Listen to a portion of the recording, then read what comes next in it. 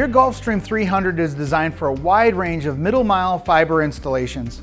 It combines the power of an electric tractor drive with compressed air in a compact, reliable blower system with portability and power.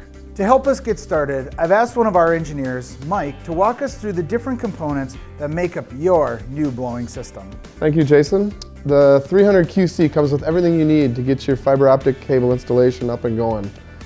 Here we have our GS300QC microfiber blower operator's manual. This is our duct pack kit, which comes with all the duct packs necessary for your range of duct you'll be installing into. Next is our cable seal kit, which comes with all the cable seals necessary for your range of cable you'll be installing. Here is the GS300QC drive body. Here is the power supply and the connecting cables to provide power.